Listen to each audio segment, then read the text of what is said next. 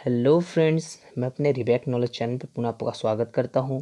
तो दोस्तों, आज हम ट्रांसपोजोन्स के बारे में देखने वाले हैं। तो सबसे पहले हम जान लेते हैं कि ट्रांसपोजोन्स होता क्या है। तो ट्रांसपोजोन्स का मतलब होता है स्थानांतरण करने वाला जीन। ठीक है, या फिर बोल सकते हैं कि ऐसा जीन जो डीएनए के किसी भी स्थान पर अपना रूप धारण कर सकता है या जंप कर सकता है, अपना रूप को बना सकता है। ठीक है, आशा करता हूँ ट्रांसपोज़िशन समझ में आ गया होगा। अब हम देखते हैं इसके सिनॉप्सिस के बारे में। सिनॉप्सिस यदि 11th 12th पढ़ते हैं तो बनाने की ज़रूरत नहीं है। यदि एमएससी लेवल पढ़ते हैं तो बनाने की ज़रूरत है। एमएससी हो गया, बीएससी हो गया, तो ये काफ़ी फ़ायदेमंद होता है, नंबर भी ग्रो करने में काम आता है। चलिए हम सिनॉप्सिस के अंतर्गत सबसे पहला इंट्रोडक्शन के बारे में देखते हैं, फिर देखेंगे इसके डेफिनेशंस के बारे में। तो इंट्रोडक्शन का मतलब होता है प्रस्तावना, किस प्रकार से उसका प्रस्तावना हम कर रहे हैं। ठीक है, अब देखते हैं कि जो प्लाज्मिड डीएनए है, ठीक है, तो प्लाज्मिड किसे कहते हैं पहले ये जान लेते हैं। तो डीएनए में, या बोल सकते हैं डीएनए की ऐसी छोटी इकाई, ठीक है, या फिर बोल सकते हैं कि डीएनए की छोटी इकाई को ही प्लाज्मिड कहते हैं। ठीक, समझ में आ गया होगा। तो जो प्लाज्मिड है, प्लाज्मिड के साथ कुछ डीएनए अणु भी प्रकृति में पाए जाते हैं, जो पूर्णतः असन्न जातीय डीएनए के बीच अवैध पुनर्योजन, पुनर्योजन का मतलब होता है रिकॉम्बिनेशंस, ठीक है, वो एक साथ संयोग कर ले रहे हैं। ठीक है, तो उनके संयोग करने में वो क्या होता है, सहायक होता है। कौन? ट्रांसपोसोन्स जीन। ये ट्रांसपोसोन्स एक प्रकार का जीन है। तो इन डीएनए अणु में, खंडों में यानी सेगमेंट में, एक अणु से दूसरे अणु पर स्थानांतरित होने की कैपेसिटी होती है। ठीक है, ये एक अणु से दूसरे अणु में स्थानांतरित होने की कैपेसिटी पाई जाती है, इसमें कैपेसिटी होती है, इसीलिए इसे जंपिंग जीन भी कहते हैं। ठीक है, अब देखते हैं, यह एक प्रकार का एंटीबायोटिक होता है। ठीक है, यह एक प्रकार का एंटीबायोटिक होता है।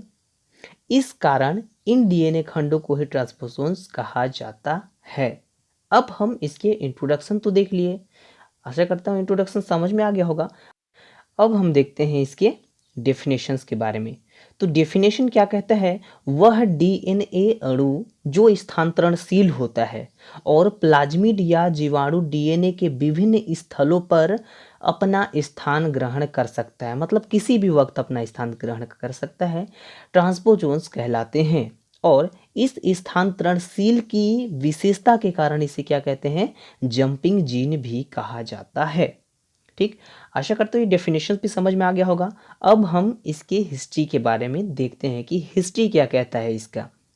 ट्रांसपोजोन्स का सबसे पहला प्रयोग यदि देखें तो 1974 में हेजेस एक या फिर जेकॉब, दो वैज्ञानिक थे, उन्होंने सबसे पहले किया था।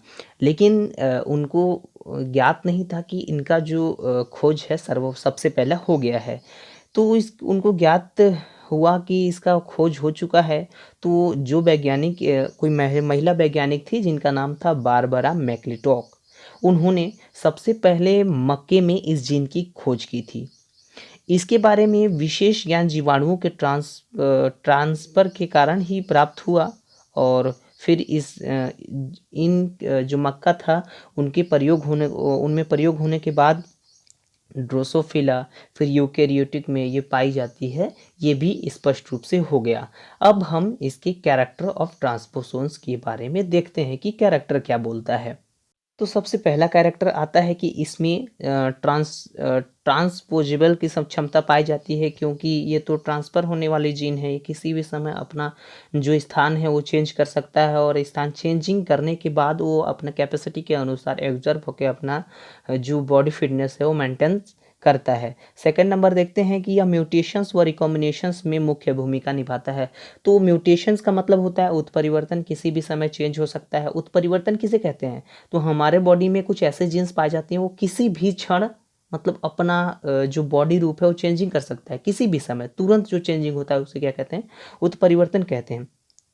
रिकॉम्बिनेशन हमने पहले देखा कि जो पुनर्योजन होता है उसी को रिकॉम्बिनेशंस कहते हैं। जो जीन पहले हो चुका है उन्हीं का पुनः से प्राप्त होना क्या कहलाता है, पुनर्योजन कहलाता है। ये मक्का में यदि मुख्य रूप से देखें तो अल्फा बीटा के रूप में कार्य करता है। अब ये तो हो गया उसके एक साधारण कैरेक्टर। अब हम देखते हैं जो टाइप ऑफ ट्रांसपोजोन्स है वो कितने प्रकार के होते हैं। तो ट्रांसपोजोन्स मुख्यतः 3 प्रकार के होते हैं। एक तो डीएनए होते हैं, एक रेट्रो होते हैं, एक ऑटो एंड नॉन ऑटोनोमस होते हैं। अब हम इसके बारे में जानते हैं कि डीएनए रेट्रो किस प्रकार से वो इसके टाइप्स होते हैं। तो इनमें क्या क्या होता है ये देखते हैं। तो डीएनए वह है जो अन्य अणु में स्थानांतरित हो सकते हैं, ठीक है, और यह जीन के म्यूटेशंस और रिकॉम्बिनेशंस में मुख्य भूमिका निभाते हैं, जो प्रोटीन के इंसर्शंस मतलब अंदर जाने की और एक्सर्शंस मतलब बाहर आने की क्रिया को क्या करते हैं, आवश्यक बना देते हैं। यदि देखें तो डीएनए ट्रांसपोजन्स के कुछ स्टेज होते हैं, टीई से प्रदर्शित करते हैं इसे, जो डीएनए होते हैं सेगमेंट्स उनको। और ये आरएनए इंटरमीडिएट्स का एक जो यूज़ नहीं होता है वो फेंक दिया जाता है। अब हम देखते हैं कि रेट्रो ट्रांसपोजन्स क्या होता है। तो आसान तरीके से कहें तो जो एक डीएनए अणु से दूसरे डीएनए में जाने के लिए आरएनए इंटरमीडिएट मेडिएरिज का यूज़ करते हैं, उसे कहते हैं रेट्रो ट्रांसपोजन्स, ठीक है। यदि हम दूसरे शब्दों में इसका यदि प्रयोग करें तो टेज प्रोटीन का इनकोड नहीं करता है, बल्कि यह आरएनए ट्रांसक्रिप्ट को उत्पादित करता है। तो इसके बाद यह ट्रांसक्रिप्टेज एंजाइम को ट्रांसक्राइब आरएनए सीक्वेंस पर जो सीक्वेंस है उसको रिकॉम्बिनेज करता है और फिर उसे डीएनए खंडों में स्थापित करता है। अब हम देखते हैं ऑटोनोमस एंड नॉन ऑटोनोमस होता क्या है। तो इसमें क्लास 1 और क्लास 2 स्टेज आते हैं। जो ऑटोनोमस होते हैं और नॉन ऑटोनोमस होते हैं, इन दोनों में क्या किया जा सकता है कि ऑटोनोमस ट्रांसपोजन्स वह होते हैं जो दूसरे डीएनए में स्वयं मूव कर सकते हैं, मतलब जो डीएनए है उसमें खुद प्रवेश कर जाएगा, ये होता है ऑटोनोमस। और नॉन ऑटोनोमस ये होता है कि जो दूसरे डीएनए है वो उसमें जो जीन्स होते हैं वो मूव नहीं कर पाते हैं, वो वहीं पर ही रह जाते हैं, ये होता है उनका नॉन ऑटोनोमस, ठीक है।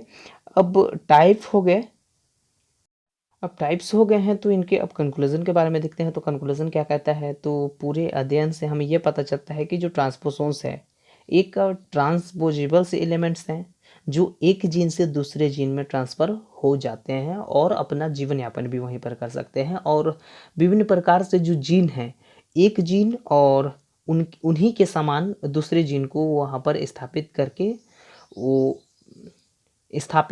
करके अपने समान जीवन को उत्पन्न कर सकते हैं।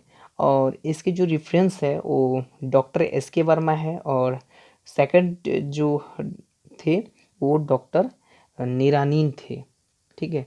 आशा करता हूँ ये ट्रांसपोजन समझ में आ गया होगा। यदि समझ में नहीं आया होगा तो कमेंट्स करें और मैं आशा करता हूँ कि मैं आपके जो कमेंट्स हैं उन पे जल्द से जल्द रिप्लाई दूँ। Thank you.